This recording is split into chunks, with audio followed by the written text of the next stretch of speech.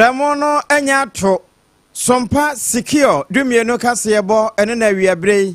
yaji nwa ensama yensentrofo anya daje annante ho wo mamre na wo bo ni nyina boade beto semufu anim na ono nso asem de aka no se eye ni so a etesa ahweni wade akosu ahye ne bi na ya asomu nso a echen takra eno ena wiei secure sanitary pad aso yasene na endpoint homeopathy clinic wono nso pia yen se yememaw na emfiri sompa 106.5 FM nkran na nkotwa ne ho ewokuma santimanta mo sompa 93.1 ehwa dabraka enokro na emfa ayiko 100.9 ewia enam sompa 98.9 sunyaye bonahinkro na enkoja ne ho ewo sompa 101.3 domahinkro na ewia asada ne ho akofa sompa 90.7 enkransa bono east mantemo babia mampani wonam sabre na enkonkofa sompa 106.1 enu yatachi mai bono east ahinkro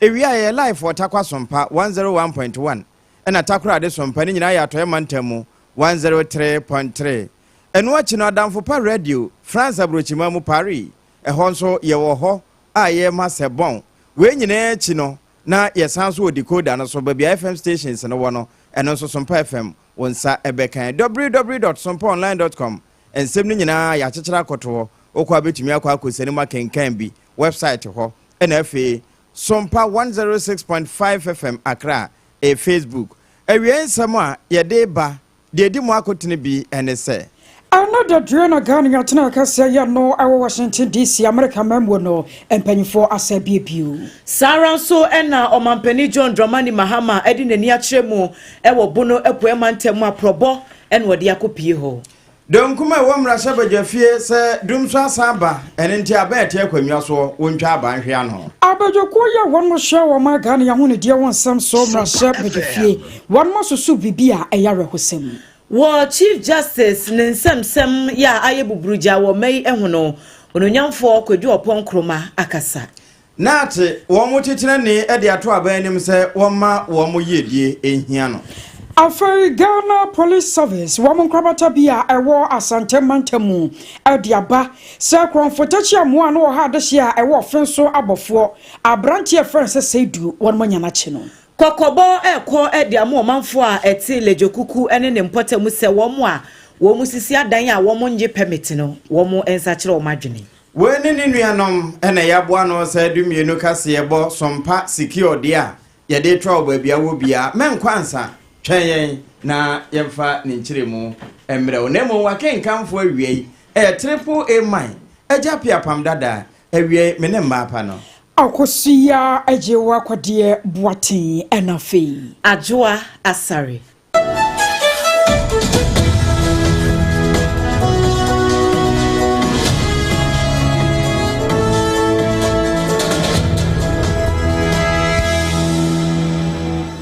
Yadamwase abusua yanje brekase bono nkiremu ankasa enie Ghana mampanyini His Excellency John Dramani Mahama ene wodi nani akyeremu ewo bono apue mantemu ya wodi aprobosro nkokora akwakopie honomo akotena nananom enan so na afei no wada wo mo ase ewo emwasro nko ya wo mode aboa no okora to aba ede amano amana beye wo mampanyini enye no nko a wobedi president ibusumi kakra eni wo kyerese nananom wo mo ye nadum bebre futu ahodo ne nkomo a ekoso na wode ye ho na ase akwakoma wo mo na ye hwani nso se ebobeye no mienu honomo a wobekwa koshia College of Health ya eno ewo kintampo emu mpenimfo oni omo akotena se atoato adwene de hihya ahodo egu akwamu a wo ma hwede ye beboa apomudin ensem mposuapon no na bibia atumi akọ enkan wofiri honom so ankomodidie no a ebekoso amanyokuo emma ya wo mode wo momoa ene wo support ama opanyini no wabra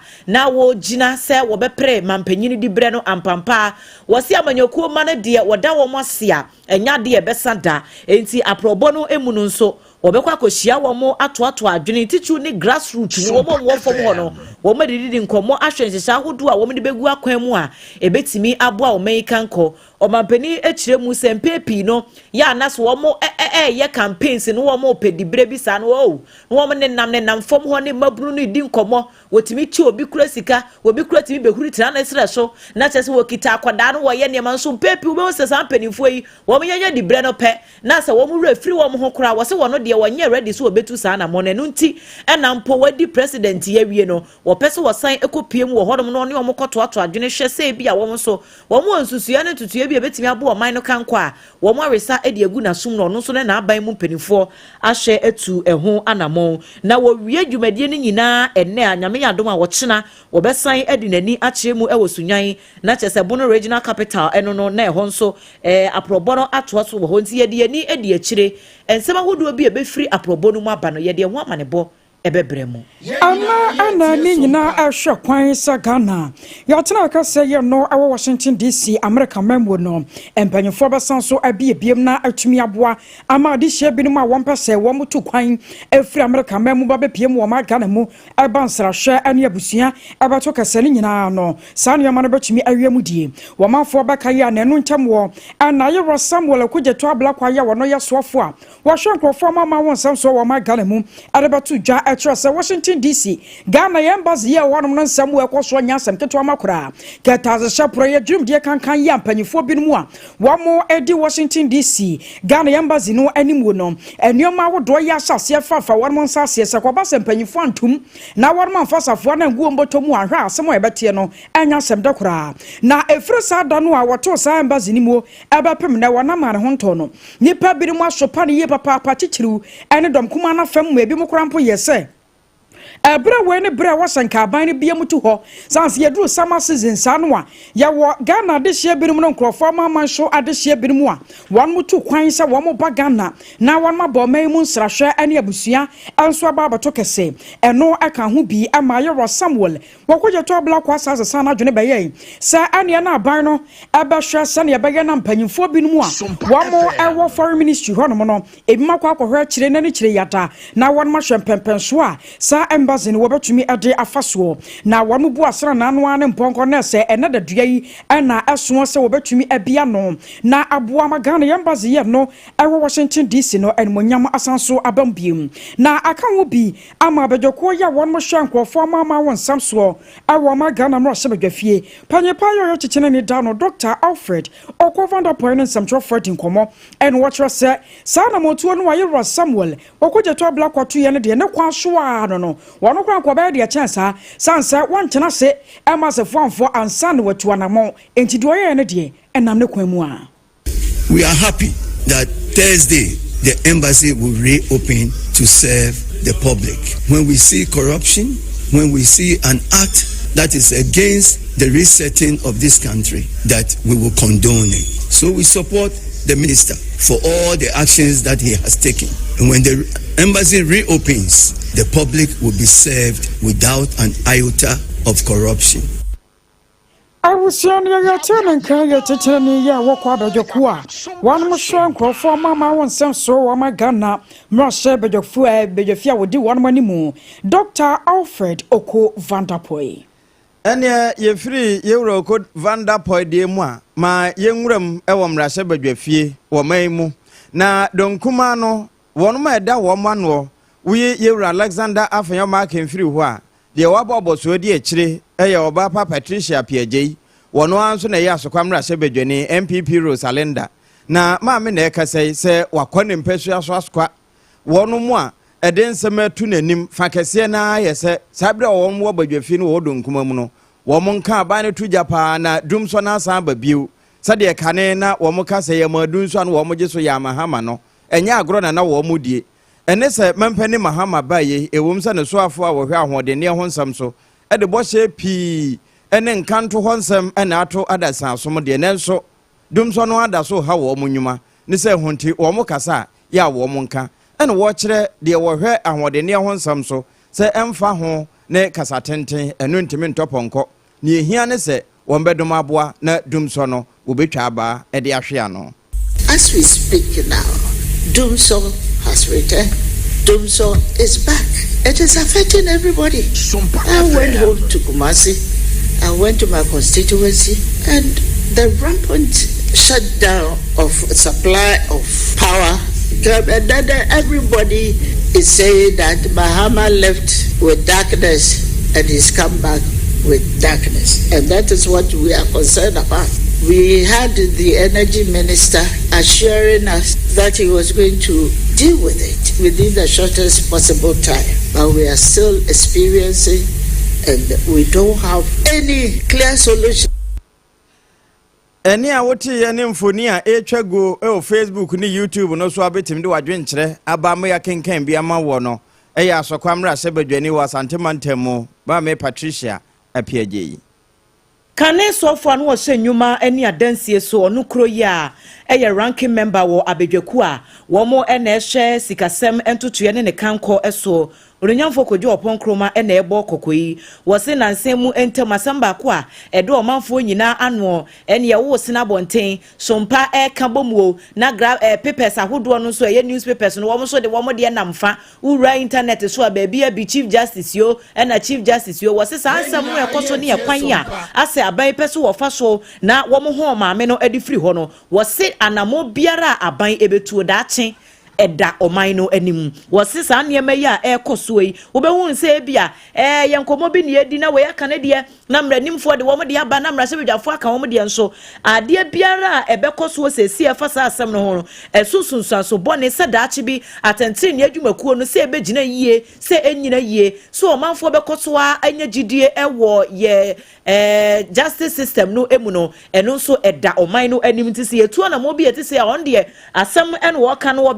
se yema amamra no anya dwuma me yankase ebia na party nsamunti NDC fo ye na MPP fo so ye MPP fo ye na NDC fo so ye o se wono de enya de a ohunu se sa na mo no ebebo akora. What is going on is unconstitutional because the rules or the subsidiary legislation around the exercise of this discretionary power are not in place. They are admitting that actually that is the case. And that is why they are now coming to prefer rules to try to do what they have already done. Because, for example, that prima facie determination has already been done. So what they are doing is an admission that that application held a lot of substance in it. I have said that the consequences of actions that were all taken, they lie ahead of us. And posterity will judge all of us for the actions and the inactions and the decisions that are being made today and are being justified in. Onipa yatini ni sesie yi eye kane swafo anu wo hye enwuma ene adansie so no kro ya eye ranking member ewo abedwaku a wo mo na hye omansi kasem entotoye eso onyamfo kodwo opon kroma na ababedo jasa woko School of Hygiene adisuafo ba sampemienu ya afempemienu ne aduonu ba ko 2021 womo wie school no ayade a bapem ne yenyamfa womo anto baabia enhwemu krampo kire mu se womo environmental health officers anka wo betumi akokropo ne mensi ahodo mu na womo akwakoye bi adiaboafo ma Ghana yapom de mu ensamu na eno na bejoko ya wonom ehwe wo me ya honedie ne yensuwasu awon nsam so ahyase ebo amane se ahomete na abapem sese akura no Sarfo no asoye ya won mo hwe ma Ghana yesika sam so fansa won mo hia sa ye betumi de ama wo mo na afa nsuso ya ma won mo clearance ne ade no watumi de akwakoye adwuma no ne nyina anya de a atumi aba be piedwa anam so ama ene wo mo bo ho amane sese wo hwe mo kura no a anka environmental health officers ne de eni kwansa nka kropon bia mu ne mensini bia mu no wo ma Ghana nka paye ho na so aso wo ma no sabi oduruma bia ye mfa hwe ho enti ekoba no se no a na ya kwakwaya homekyesem ye pa wo se no ka ho bi ana ma ne yade nketenkete ahyase a eyiriti awo ma Ghana emu na chichira ne ya abejoko no wodi one money mu ayo ra John Oti Bless wono ana ne nsamtrofo edi nkomo a sansam nyina ta oboye mu sei. Over 2,000 graduates, young graduates have been sitting at home since 2021. Up to date, they have not been posted. And we think that is unfortunate. We know our own colleague and finance minister is a listening person.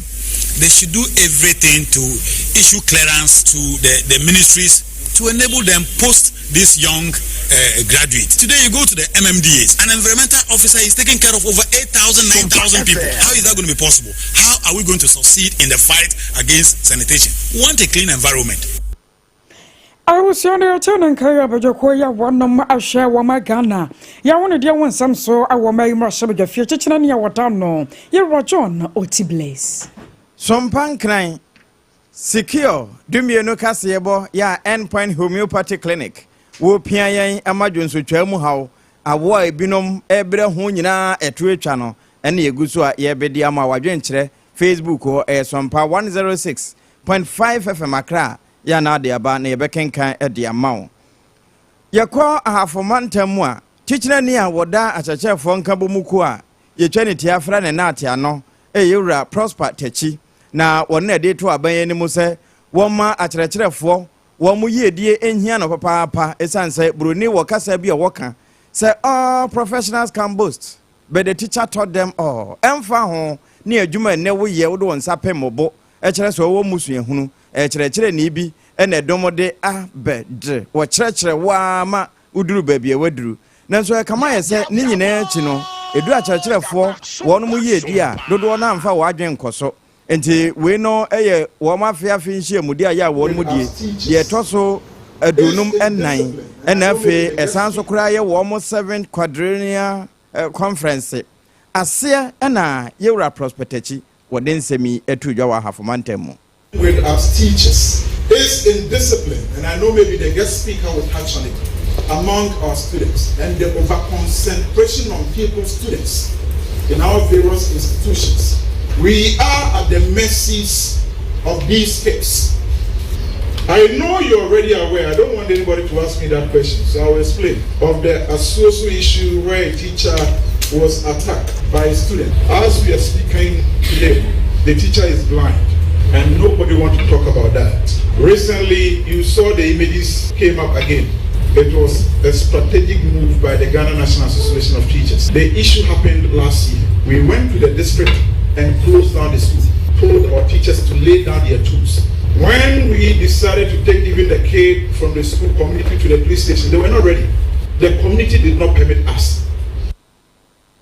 Ora Prosper Techi ena ye tichine ni edema na atadwumakuo no ewa hafomantem. Yet also ewo ensemfofro emu a lejokuku mensini assembly ewo enkran ha ene de kokobo ekwama wo mu ampepi ya no wo sisi adan ene project ahodo ewo empotem honom se wo mu ahye ne nso hu se wo mu megye permit ansan wo mu atu anamo bia etisa enti assembly no ebokoko se so wo mu behunu se dan bi si ho ni ekukuru na permit ni ho ene wuni pakoro a adekoro no ye wo de ano waso be ye siye papa assembly no nchiemu a wo de ba ye ene se we directive a efri o mampani no ankasa ho se esese assembly bia timenya sika wo mo ede bebo o mudwumadie ho bra enye bibia na aban ebeba muo edi sika free so ho no maba esese assembly nankasa wo mo pay revenue a wo mo de be ye niam nketenkete ahoduo bi na opanyini ya wo no ene ye krache panyini ewo mansi no emu ora Israel ajete ene wo ne nsemtwofo etwetwe nkomo ene wo kire mu ese Jumadia would be brainwa wo mansi no emu esese wo mo yete se yete tete gata mu de emu aye ma se na be yansu to a emetwi mu omanfo so ne nyina ye project a esese wo mo yansu sika wo mo de be no kra ebi ni ho sanse permit no nka wo sida na abeji permit a wo mo wo sika bi a eye wutua e de ma assembly no sa sika no wo mo boaboa no a na sempuntu djuba bi e wo ho no ma wo mo de yaye na se si a permit na nkrofo magi enti sika no ehe no wo benya no wo mo de yaye djumadie bi a sa wose na nsemu ntem wo de omani chiremu e wala Boma Beach ene potem ahodo ko bonsra ho no hu se enya dan ketwa na nkrofo ahya CCC e wo sa la Boma ho wo mu nyina wo bie ni ho abeji permit eti sa de ne de enya de bebo akra yenti no. It's a directive from His Excellency John Dramani Mahama that we should ensure that we maximize revenue so as to take up projects that will benefit our people. We went to La Boma Beach. When you go there, you see that a lot of buildings are springing up there. And we need to check. We need to bring discipline into our system. You cannot build without permits. You cannot own property without rates. So we need to do all those things. You know, I've worked with NADMO, so we know the flood-prone areas. Yesterday, we toured some of the areas, and we need to embark on some dredging. So that's what we are putting in place. Ene ya yekotie sesie yi eye aban krache panyini ewo Lejekuku Mensin Assembly no emu ora Israel ajete. Ghana Police Service adekrata apiedwa ya wochere mo se konfotachi amwabia na wo ha dehia ewo fenso abofo ene faframo wa asantemantam no wonmonsa asonimu na asantemantam wonmon krabata anase Ashanti North Regional Police Command no womo ana kwachira branch Francis Seydua woda sompa yen Facebook no so no aya sompa 106.5 Facebook no kwa bonsa branch no oda so na aposifo ebo amane sa branch Francis Seydui wo fenso abofo ene faframo de wa ha won ma chaye pa na ena no krampo gold hu nsensem bia na ekoso ewo hono ma wokwaje ye edifi omanfo a won mo ye gold hu dwuma ewo fenso no wo se eno kra ka ho bi ena ma posifo ye so da bi abranche ne se ne wo se bi dinya na wo kuma de hye age adwadifo no ma firi won mo nsam tichiru ene enumra won mo pon adwuma won mo ba no na se ho akwakwo nyasa aposifo etu sa abranche no eso sa na wo ma ebusum nda na to so aduonu enum na sanano memenda ye twamwe ana Ghana Police Service womo krabata ewo Ashanti North womo adenhwemu mapa egu akwan mu ya womo hwe ya teta branch ya no atietia na namomu ekwa hu baabi pote ya wo hye eno aka hu bi ama posifo kyerese womo kyera branch ya Seidu no na sebro ye kasa de wo posifo enchen ya wo hwe na waboa ma hwehwemu mapa atumi akoso womo kyerem se wo hwe ofenso abofo de a ane bra womo kye no no na wo manfo krampo di hu adanse sekro no sama wodo ya akoso wonum nyina no abranche wodi mu ntintiman enti anam ne nsa so ama nipa pepian koma ya wonum aprepra eda yara sabia wo mo wode se kan wo mo amabi mo fifiri mu no ne nyina no nya asem keto makora enti ene ya wo ma kire no no wo mo gidi ye pa wa rehemu se enya sa abranche friends say du nko a ena ba kro no sam e wo fenso abofo a wodi mu ntintiman wo mo nimpefe se woni nipa bi no mo eka ne ho ena ya na wo mo ko mo kiri pa mo ko di se adwuma nam so nti Ghana Police Service womo krabata ewo Asante Mantamu womo se womo sha de hye nyina bose womo koso ye womo famu de na wo ye bi adiaboa sane ye be ya abrantie Seydui ne nkrofo awodo ya ombembe no ane won matopia afa ganye no Ghana Police Service womo sa ebetumi aso mu ene posifo womo aboboa no hwa ene yegina na we no Regional Police Public Affairs Unit Ghana Police Service ya womo boss ne box 7111 Accra womo na de krata yaba enomu ena de oni amansan di nkuta ho Ewura Juliana Oben Superintendent wono nsonsa ehase ne nyina ya hwehwemu bi a wono mu wuram na wono ma hwehwe de echase ensentro ne bi a Joy FM ena wodi ne dwuma Latif Idrisu enne din na no bosome da na etoso do no nson bra Yewura Bernard Nchubo siakon CID for efre ni wie a woye you make kiss the bride nwa eye wonensa no anu aboni fite wie yokofo nso frɛ no no enkra ne kyerɛ sɛ na abamu edi akyire bia wo fa report ede ama na pamfo na nso kokɔ wie ye no wo hwɛ ebi no de wo monsa akɔkeka no ne no na police sadom ne sɛ wɔn mo ye hwehwemu mapa bia edi adanse sɛ ampa wo mo de wo monsa ekeka no enu achi no emfoni ahodo a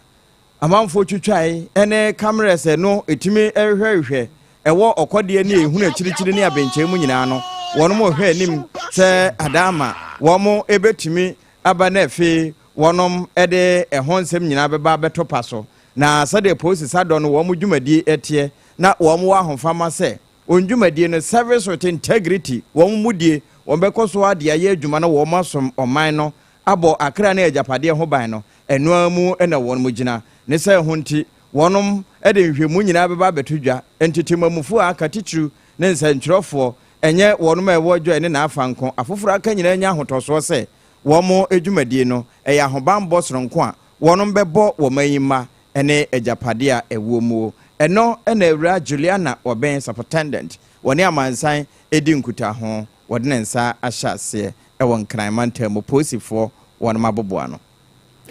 abusuafo yenwura mu ewo amanyosemu kakra na nansemu ntem na beto odwa eni abefo ntintin ahodo eso eni dawubo enwuma mu sem abetifi mrahye bedwani owura Brian Echampon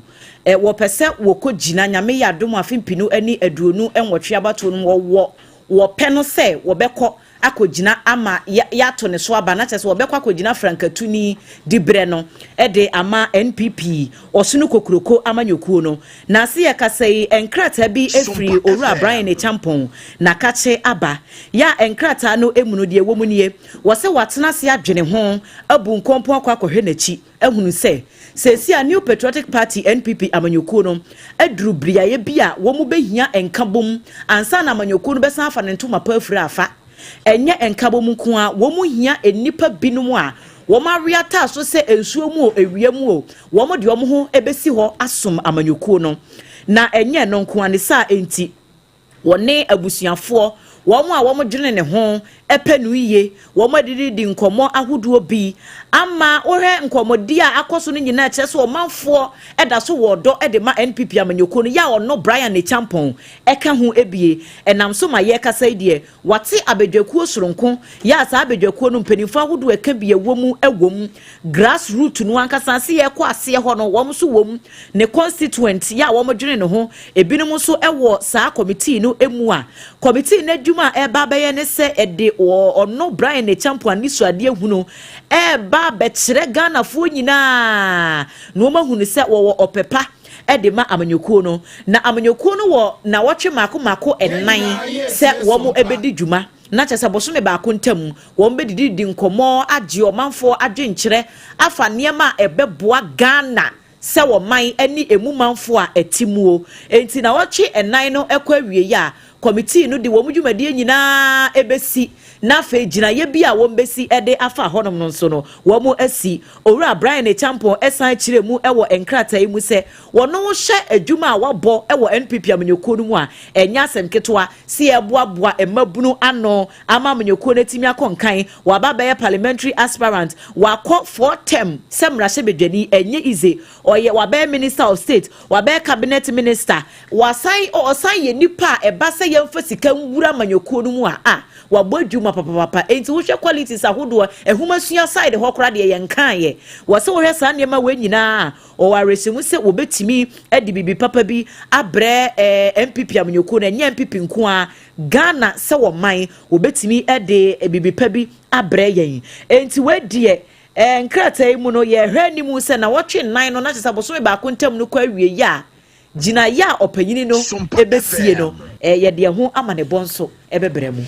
I was here to and some no I saw a rap from Tobacco Bono was so a Gusuya would you for SOMPA 106.5 Accra. Na one man for Margaret, Nana, a comma a ya by Cratch Penina, what go more east, Mansino emu. Now I had you being a bit da amananwada in Subrantam ye jemu a wama ganemu, Yago one so one masaka, one more dear chile equa 4 pinoir, one more by your assessor, yano, walk quiet one more amene, equa for a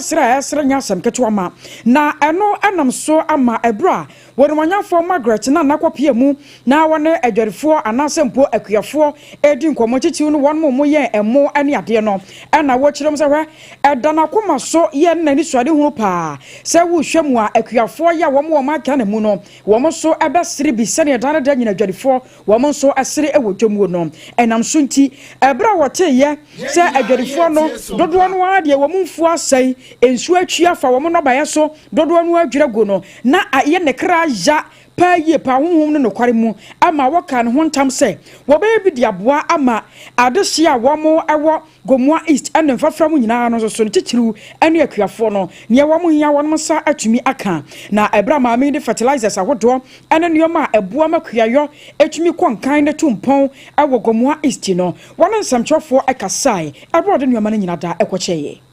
ba me ba ye nyina gina ade ba kosi oye ne me ba ye no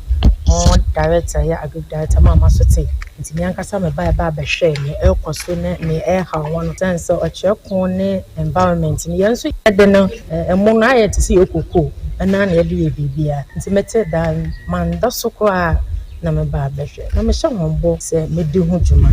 na me aya dom me de hu djuma ma bebia na se me to me de ba na won so wo hu nti no ba me ba ina no ekita fertilizer ye bompenfo apum wode man ya no dodo no ina ye 589 aye de ba na nyame no kre ne ye ba no nso ekwafo no wani age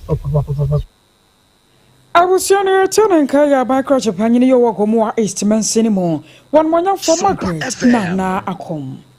Ene ye free aban krachi de so a yenwure odunje adwumako no wono maboboa no na Elembele district ho fire commander wo ho na ekasa DO2 Mark Hamilton ene wode to so achese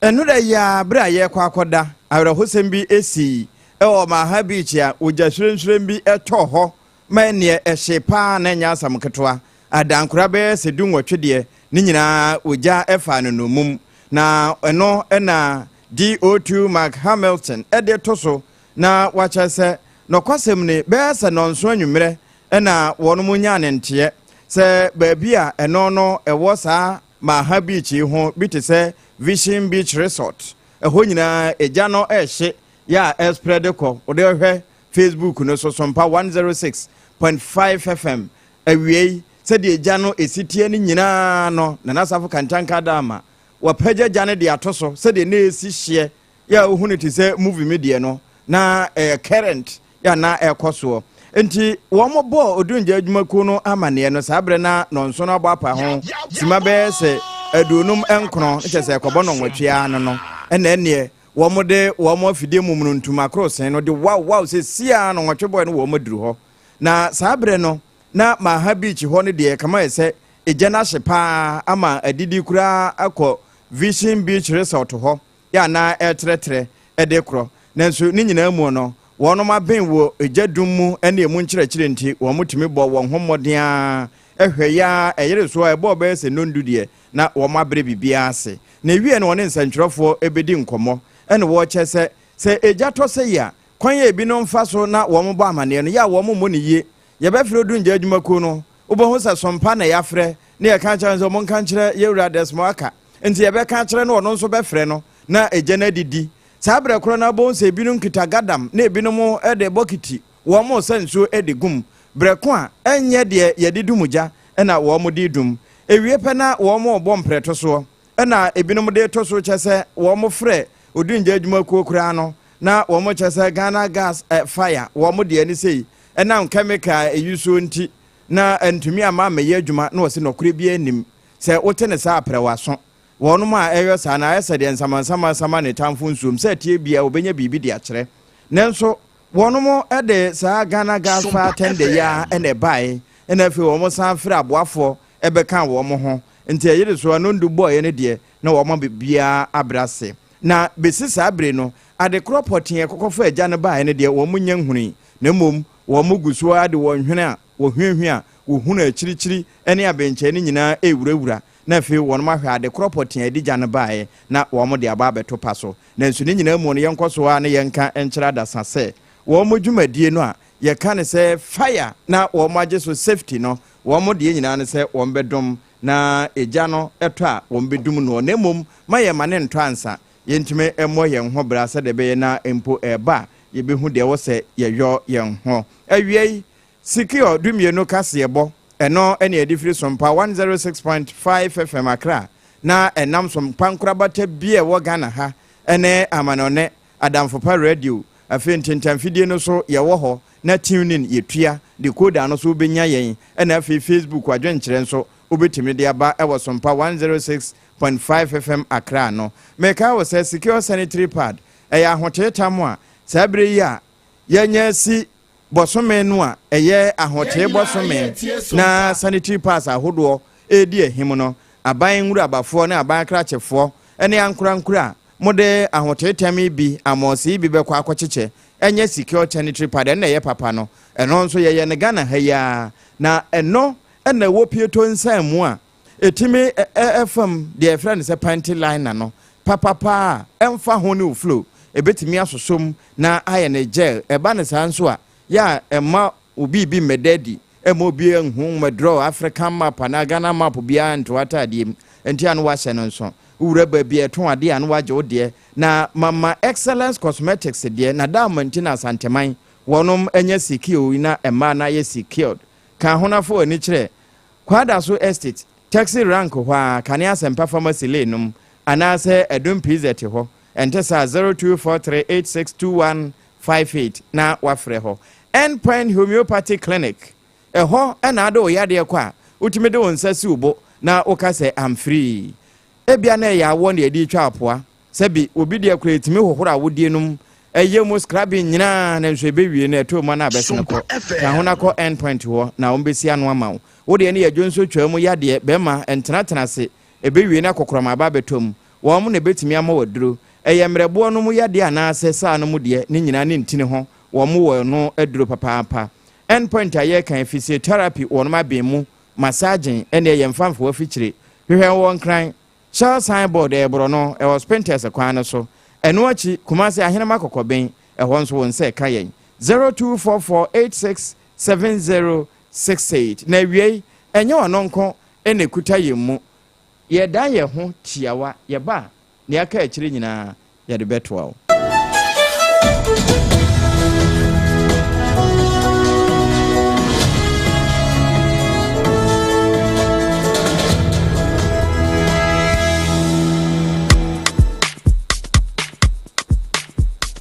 Kweku, minim sawaya she. Me kraman nane. Now so ebony show one embasso. Malehon sepeno. Ebony condoms comes in different flavors and available in all pharmacies, chemical shops, over-the-counter shops, and pubs. For bulk purchases, contact 055-230-0075. Ebony condoms, Ghana's most pleasurable condoms. Make it worth it. We got peppermint, strawberry, vanilla, chocolate. We got peppermint, strawberry, vanilla, chocolate. It only the view is a condom. The condom only then it's not on, but don't got as a condom.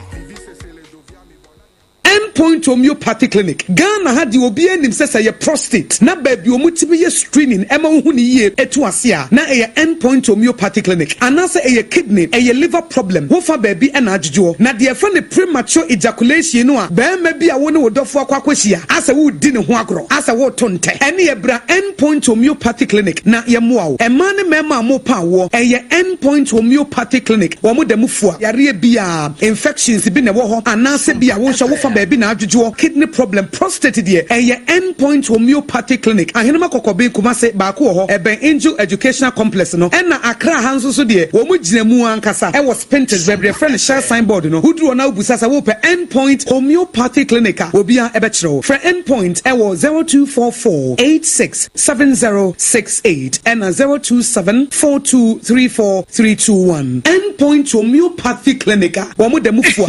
Eh medo. Edrano pa wutimi to boase echichiwusi o ado na so ni se me de yas toothpaste and the brush and the twimesima minya homka senti na ye bokoyi na me de me all time favorite yas herbal toothpaste and the brush aboa me amasesei menum nso a enwunu anasa de ehia me senfimfem me biem na wo hwasa mesi aye fita sesrecha homa na et brightens yas whitening toothpaste and the brush and me di hwimese enti na wo se efei na yas total care gel toothpaste and the brush ne de ebo wo se ho ban demu ne nyina ema wonum ye sham. Oh yes, and Crotrodo, Yas Herbal, Yas Whitening, and the Yas Total Care Gel Toothpaste, and then the brush, Abusian Chamfa. Sawo pedudu 2 e won kan ha. For Leicester Ghana Limited, and was 050-161-9588. Leicester Ghana Limited, and the Yas Toothpaste mo ahodo, and then the brush abedwaso, abeboy.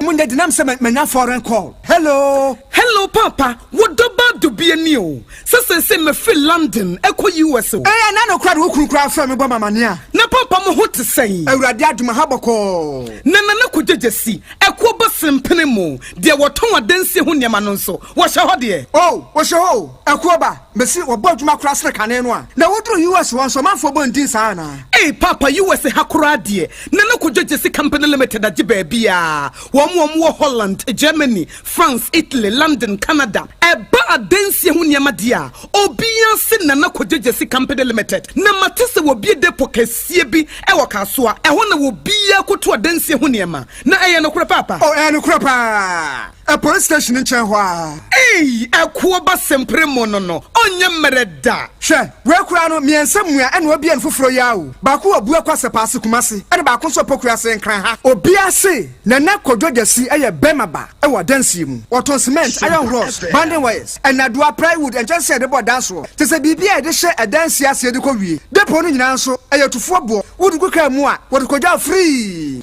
Akra we ka so depo ene pokrasi de no krato nkyanya wasa wobu akoteman Tantra Hill Iron City amanfrom wasa bie depo kese so e wo Koshiman Kumasi sepase depo no krada nkyanya ebisu magazine road head office no wa bie depo kese so e wo dade ntam edwesu Akra road femeso opposite Alaji Celia ampaba meboshen Tanoso Breman and a Manfrum. Numbers of for the Frey 0244 313 752 and 0244 41 93 93. Nana Koja Jesse Company Limited. Hey, a Kuabas in Primono.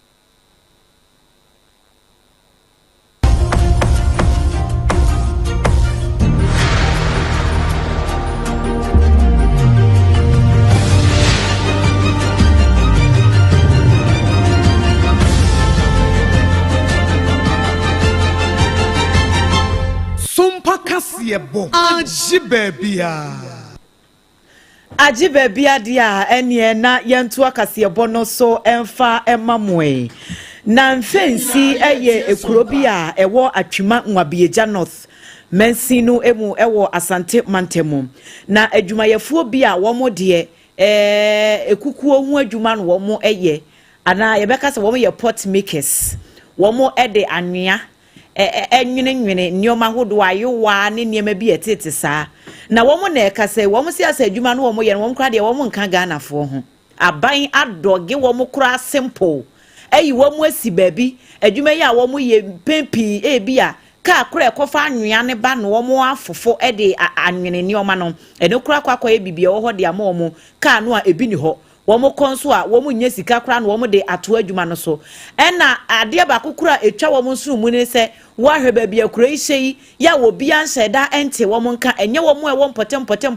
hodom na wo nim se bibisa akoso wo kurom hodom a se uyi areas where was Asante Mantemu na akọ ama foforo so a anase bia region foforo mu a onkofo bebre no a wo mu nim omadwuma a wo mo eye enti wo mo moto ne ma no wo ba no ma befa no fo no wo mo makoto na abode no wo mo anya so mfa so no wo mo a wo mo eye potes no wo mo ho kire wo mo enti wo mo ne yense ntire ni ba wa beidu edi nkomo ene wo mo de adesrede to aban anim se adwuma no omo ye no emu odene wo mu hia mo bebre enti aban no entwa nani emehwe wo mo se sika bi kura no wodi be wura adwuma no omo ye no mu a ebetimi aboa ama wo mabrabo nso akonkan achense de yeti sesie enti me meka sa aban ye nani we bibia mu onka ye kura because especially adwuma ye sometimes your materials we are even and can you hear bibiti say glaze your financial problem. Even marketing crash sometimes, yeah, no problem because omo fan for this abani so ye mu osika fam kan ni bechi adwuma ne de ye che timi nya boafo bia ya ebeboa ye na kire se adwuma no a ye ka no ye adwoa adwuma ne kula flower pot ne bo no mu enyina ye bi eti se ekoba se ye kofa na tie no ede aba na ye ho ekire ye yentimi nya dodo to sese de ye pe no enti fi se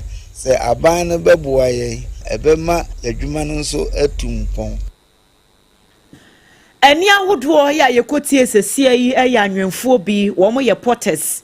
ewo mfensi eyekrobia ewo Asante Mantemu.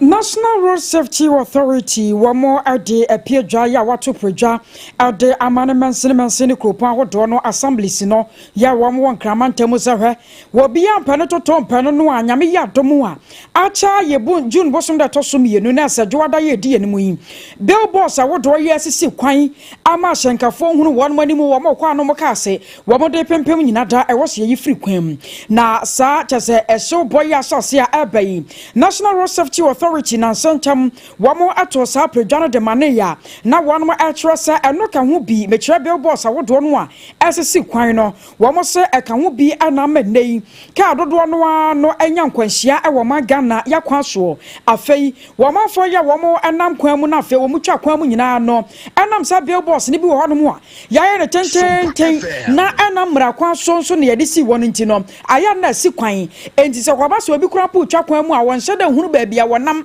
ene saka ba na saka maaye no saafo no nyina ya na won mu hunu enti wo hwe nkwanhia dodo no a esisie e wo magana yakwan so no a won betumi aka esisu dua na waka ne pipo se efa dodo no a no sa billboards a ena mra kwan so ene esisie e wo magana yakwan so no eno so aka ho bi ena ma ne nkwanhia adoso e wo yakwan so aka ho bi ama National Road Safety Authority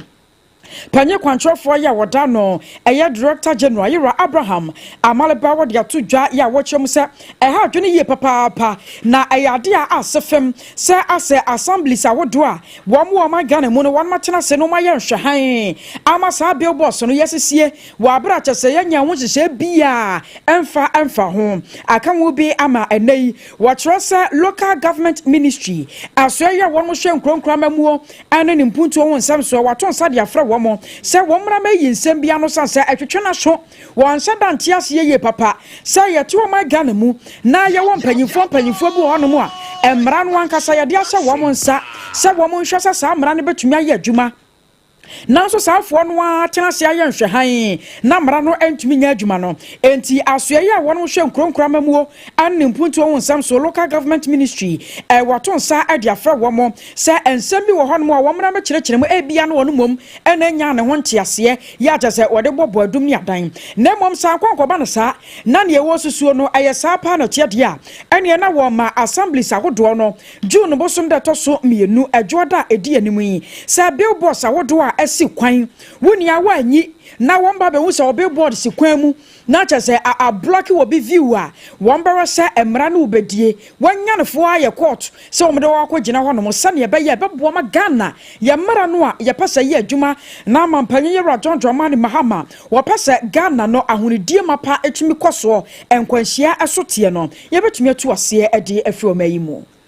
secure dumienu kase ye bosom pankran de no a efa ba bia samframa no eno a na yegusu a ye de ma wo ensem na etodwa wo ha ansa na afoforo wono mate ayobi na medu wura Western Central Region Police Command no wono maboboa no na eho ena police sodom a yewura tete yehonu eda wono mano no wo mo de abasobo ama police fobie na enam sokura ama wo mo dibre no emutumi apagya na aposifo ya yebo wo mabaso yi no eye adwumasoma wonom eboy na nsan bi bra na ye wo foso boso menum no awrehosem bi esi wo asi yaw ye bensa wamu a enam soma nipa be ese num bi kurati nananum wo nsedo na saa wudie na ekoso no wo mo ane wo ho bomu aposifo ya wo mo mfoni eda ye Facebook ni YouTube ho SOMPA 106.5 FM no wo mo enetimi edom enye hwehwemu mapa na boss bia na etwam wo mo yi saafo nyina si ye bo wo mo search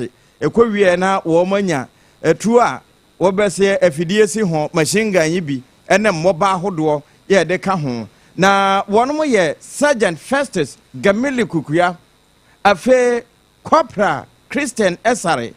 ena Corporal Nicholas Kinsley Amwa sada ena Constable Adam Yakubu womo ena ye bo wono mabaso Lance Corporesi ene inspectors ni yese na no wo mo bo adwuma pa enye adwuma kuma na we no bra wonom eso wo mo pa achi ewo bodie beria ho wasa kropon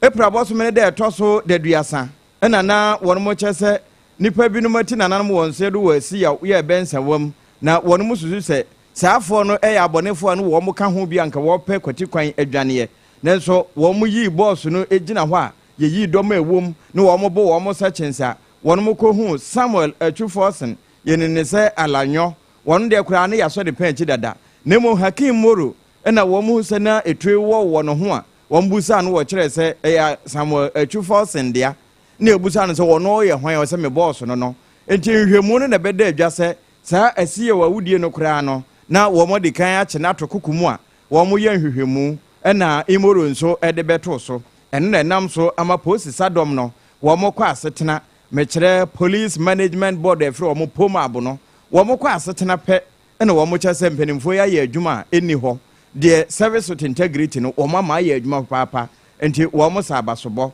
ɛwɔ sɛ yɛbɔ wɔn abasoɔ na ewie na polisi sadɔm no san de ato so sɛ wɔn aniwa no wɔn afɛkyerɛ no paa te sɛ wɔkɔ deɛ die ne bi ɛno ehu baabia fa ahofama no nso ɛda so awɔ mu ya wɔn de yɛ adwuma na service with integrity ya excellence ka ho na wɔn dom ahwɛ sɛ mmara ebetimi ayɛ adwuma na wɔn aba agyapadeɛ ɛne adehye ho ban no ɛno nso wɔn da so egyina mu Omanfo a ɛti nkontomre mpacho madawo man nkontomre ne yekuro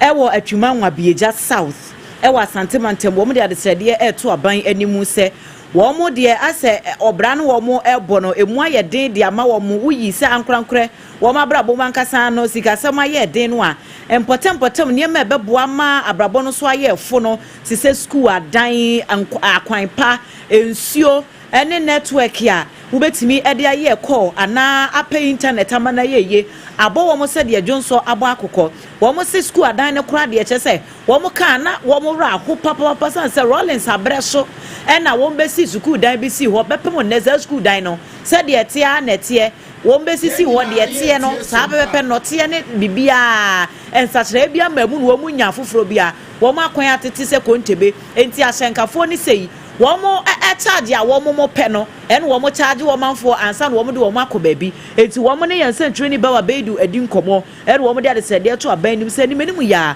wɔn pɛ wɔn nye bibi ɛmfanfa ho chokumi hawa ha yɛ paa de yɛ kwan no ha yɛ paa ana yɛn nsuo pipe ne yɛ mienu pɛ enti asɛ ma wɔfo kora no yɛn ho kyerɛ yɛn na network nso so ɛnyɛ kora kondomre deɛ yɛ problem no an sɛ nneɛma bɛɛ mmiɛnsa anan and the higher edin kai no ye kwan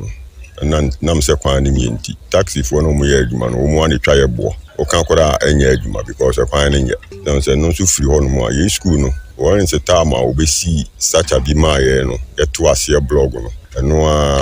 ana wo ye ntimi nkoba ho na se no so free wa ye network no nti nya de nko mo di solar ye no bi ma ye wa ha ka bebo ye nti ya na ya kwan no so school for no so school dan no so nye ene ye nsuo wei ayo manfo bi a won kontomre na yete wo mkanu ati assembly member yo won potem ho owura Charles Amankwa enso edisei etudwa me say kontomre asema wo bu say me buy assembly man 1 year ni kakre ni me say challenges bibiri na me mafem na no man so so ba na se wo de ko tumpanimfo ni ma mo pene so se wo mate be se wo mbe ya ma wono ya na ya asem ade ba kwa mde tu wo manimu amfa nse ni manimu yo mutumi ya ma me ye kwan na tete pansa mkora nenso ne obi epikutal ama ube ne se de kura na ekuta na nkasa na ehia de yesra ban ne se na ekura si ni baabi abi na akọ school sem so ho a kontumri school dan omu ba besi metumi aka say apart from hippic fan na yewura akofo be ye no yinsi school dan bia wo ho no mo a metumi aka say aban bi ne ba na wo ba besi ye apia ka nyina yekuru na nkasa modemmo na okọ ho no ma wo mu keji dan nyina atete ase kura ene nkura no etena nsume no a nsuo to yise na me ye mu seseme because nkura no nsuo no babu wo mu ntimisra ban Owura Charles Amankwa ono eneye assembly member ewo Nkontomre electoral area nene ene ekotie yi na CDD Ghana shemu bi ade apie dwaye a wo mo hwehwemu a wan mo ye ne nyina no afa fempem ye no ne ye no 9 2024 ma Ghana abato sonko ya ekokoto ye na ewi ekire empanyufo bi no mu di mu nkonim ne a ebi nso edi emu encho na wan mo hwa ne mu se MMDC se druma bi a ye to wan mo so aba ewo o ma Ghana manase mpo aban no wankasa eyiyi wan mo se kropo na mansin no yenko na fa mu nkonkwade da no nke ebetumi anya wo mo na ya to wan mo so aba ewo mayi mu aka wo bi ama wan hwehwemu ahodo ya wo mo ye no ene wo mo de apie dwa ama deputy chief of staff in charge of administration Nana Oyebampo do ekopie mu ewo ebre nei na wo mo de mu hwehwemu mapa etudwa eno o kyeresa Ghana ba de waba no nsam ye papa sa ekuo bia no awo papa sa woboa ema ban na ni suade huru ne botaye ekonkan no wo mo so ebetumi aso wasene nana oye bompo ado abro no wakasa no sayi enwode tuja. This administration has indeed taken decisive steps to bring governance closer to the people, and this is a process and this is a continuum, and that's why we're happy CDD has also commissioned and is also going to tell us the results of their research. One of our foremost governance think tanks marks yet another important milestone. These engagements and today's report demonstrates how citizens' voices and evidence-based insights can and should directly inform policy. The government takes this data seriously and will continue to work with civil society to ensure that our governance processes are not only inclusive but na anwatru no anoro kwadwa asante were director of policy engagement and partnership at the CDD Ghana one so the kakra eto asose. So let's go into the findings. So on local government there were two issues that we were looking at. We've been talking about election of MMDCs for a long time. At some point the issue was whether or not we should allow parties in. So everybody agrees to the election. So that's not been in dispute. But the question was whether we should allow parties in or not allow parties in. In 2019 we attempted it, and then I was your way rock Santana, no director of policy engagement and partnership at the CDD Ghana. Ene yefiri ho a yenkwama no ne na yebesha ase afira bibrim ansa na yakwa kwawie no wiase nyina anopai wo ko wankrata moboso a yato ne ndinsa Ghana today ne so ena yede beto so ekire wo sa baba wa bi wo South Africa mamu tototiebo tiemu Swahili for no na we drug addict ne baba wa kuma waton akurei ya sika wodeji ye no ye kuma bi enkwahwe na ne nyina ne se wode kwa kopenu bone ede ne hodwuma na enye wono nko adwene nso na wode ye wone ne boyfriend enti ababa wa ye ne se Raquel Kelly Smith ya ne ba Jocelyn Smith waton ya no one no pa wutimi to wase echichiwusi ya ne se police na so ni se mede yas to pay ene ne brush ene twitwi mesima minya so ka ho wo mo ye bokoi na medie me all time favorite ene yas herbal toothpaste ene ne brush wo mo ekodi sa abonefo semi na ne nyina mu no wonom ekwa asetena ewo court ema judge Nathan Erasmus etnase na wotenase na wode na ahweni wato ne hwena no na wohwense no mudin no wose dabi ababa we no wonsese wotena fie ni nipa edidi ebom na se wode hwehwe sade wadi bone no kura anka kidnapem no nko ano eno no mfinhia be se dudie wobetimi adi ewo enadua fie na eno achi nso kura se wasan so aton ne ba no kura no eno nso ye wudisem kase endi sese de ne nkwa na nyina ewo South Africa ho wakwa akotena na duafie na eho no wadi dokonsini de memne ne nsin no ofiri mufira